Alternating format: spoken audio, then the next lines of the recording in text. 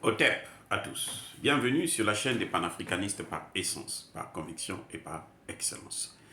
Celle des citoyens kémites par nécessité et obligation de combat. Nous sommes une chaîne qui n'est guidée que par nos ancêtres et rien que par les ancêtres qui appartiennent à l'égrégore du monde noir. Par conséquent, nous ne croyons en aucun Dieu venu de l'étranger.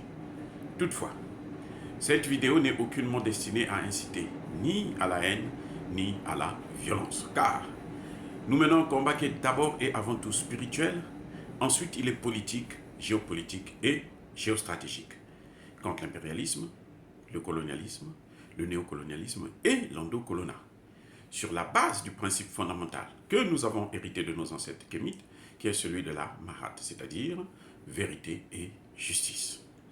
Vous êtes donc en droit de connaître la vérité, et nous avons l'obligation de vous dire la vérité et rien que la vérité, car ça, c'est notre modeste contribution dans cette noble lutte en faveur de la souveraineté, la dignité, la solidarité et l'unité africaine.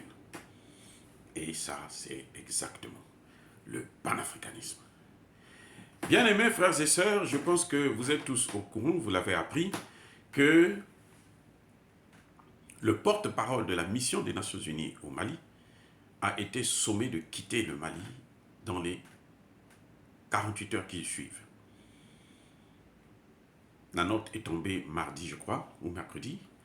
Et donc, en ce moment, il est en train de plier ses bagages. Sinon, il est déjà même parti. Il a quitté le territoire. Ce n'est pas un fait anodin. Ce n'est pas quelque chose de négligeable. C'est très, très, très important, surtout sur le plan politique.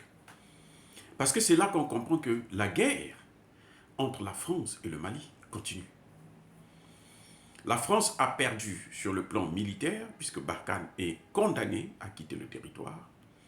Mais elle est en train de vouloir reprendre la main sur le plan diplomatique et onusien. Vous le savez très bien, les Nations Unies appartiennent aux grandes puissances. C'est la chose des grandes puissances, c'est leur affaire. Ce sont eux qui ont créé ça pour protéger leurs intérêts. Et la France doit son siège au Conseil de sécurité de l'ONU et son influence, son siège ou son poste de directeur pratiquement permanent de général du FMI à cause des pays africains. Parce que c'est elle qui est le parrain. Je pense que vous avez entendu, les Américains disent que la France est le gendarme du monde. D'autres disent que la France est... Trump, lui, disait que la France est le shérif du monde, et plutôt de l'Afrique. Donc, ça veut dire que la France, elle doit,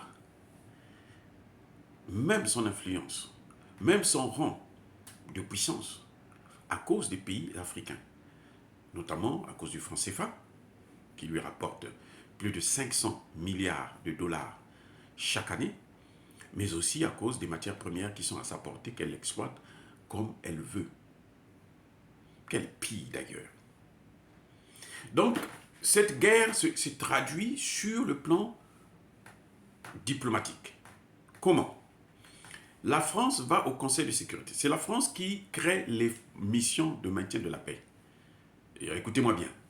Tout ce que vous voyez comme mission de maintien de la paix, c'est l'œuvre de la France. Notamment en Afrique.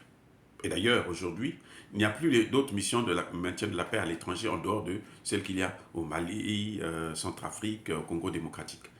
S'il n'y a plus ça, là, les missions de la paix, il n'y en a plus. Pourquoi ils n'ont pas mis une mission de la paix en Ukraine? L'Ukraine est dans une situation de guerre. C'est là-bas où on a vraiment besoin d'une mission de la paix. Puisque le secrétaire général lui-même en personne est allé sur le terrain.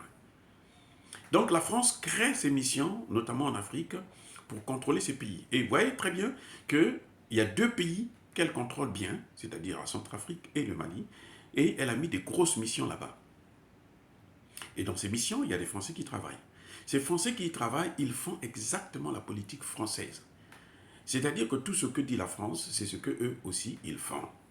Mes excuses. Regardez ce monsieur, Olivier Salgado. En fin de compte, ce Olivier Salgado n'est pas un Américain, n'est pas un Hispanique, comme le nom l'indique.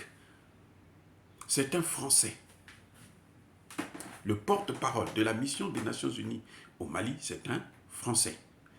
Et quand vous voyez, en général, ils prennent les postes de porte-parole, de chef d'état-major.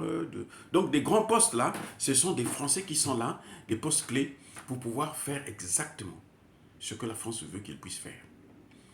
Ce monsieur est contradictoire et bête. En fin de compte, il est même bête. Il faut dire, il est stupide.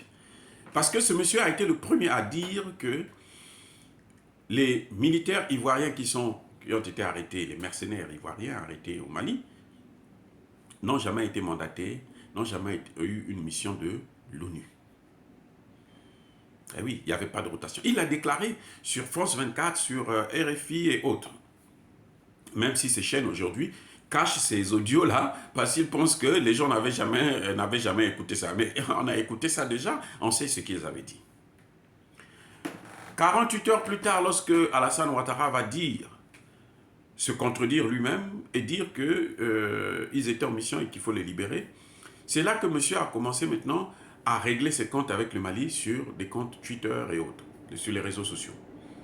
Et c'est là qu'il envoyait maintenant des messages pour dire que ce sont des militaires qui venaient pour soutenir la mission, ainsi de suite. Il a raconté des choses. Il dit qu'il a affirmé que le gouvernement malien était au courant de la mission de ces gens-là.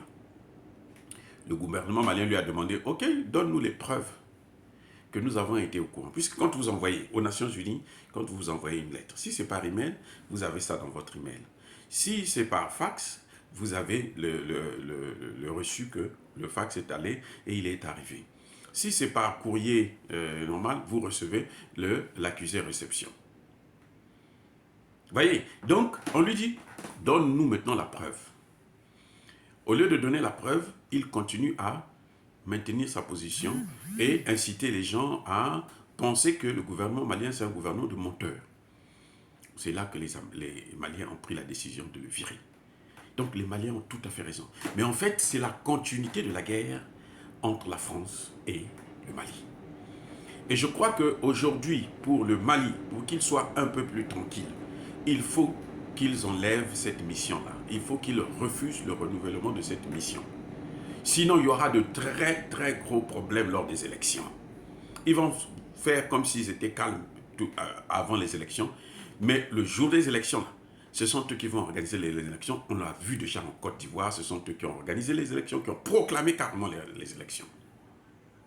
Donc, il faut les faire partir immédiatement. Il faut que le Mali sorte de la zone CFA pour être tranquille. Parce qu'on ne peut pas continuer toujours à jouer au yo-yo. Attendre, toujours être en position défensive. Le Mali doit être en position offensive, en position d'attaque. Donc, elle doit prévenir ce qui peut lui arriver. Il faut que le Mali sorte de la zone franc. Il faut que le Mali chasse la mission des Nations Unies. Elle ne partira pas tant que le Mali ne va pas poser son veto de souveraineté, dire que bon, moi, je ne veux plus vous voir ici. Laissez-nous combattre les djihadistes comme nous voulons. Le Mali est capable de le faire. Moi, je l'ai vu lorsque le Burundi l'a fait. J'étais moi-même dans la mission des Nations Unies au Burundi en 2006. Nkurunziza a donné 3 mois à la mission des Nations Unies. Il dit, sortez. 3 mois, sortez. Même les 3 mois là, c'était une négociation intense. Une mission est venue depuis New York pour venir négocier avec Nkurunziza, Pierre, pour qu'il puisse nous accorder 3 mois seulement. Voilà, bien aimés frères et sœurs. Donc, en fait, l'expulsion du porte-parole de la MINUSMA, ce n'est pas anodin. Ce n'est pas quelque chose qui est arrivé parce que les Maliens ne veulent pas voir ce type-là. Non. C'est parce que ce type-là est un agent de la France et en guerre. Il agit en tant que militaire diplomatique de la France. Casque bleu, bien entendu, puisque les casques bleus, c'est pour eux, et ils font ce qu'ils veulent.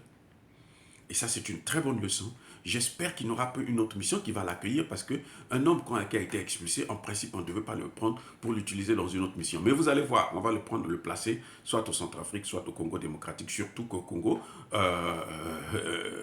Tshisekedi, lui n'attend que ça, que voir les Français, parce que lui, il est français, il est un homme qui est civilisé. Mais son compte sera réglé par les mêmes Français et les Belges. Tant qu'il va continuer à faire le lèche-cul. Alors, bien aimés frères et sœurs, est-ce que dire cela c'est inciter à la haine ou à la violence? Non. Nous sommes une force tranquille. Il n'y a pas colère veille Malembe. Soyez bénis par le Dieu des Kémites. J'ai dit et j'assume.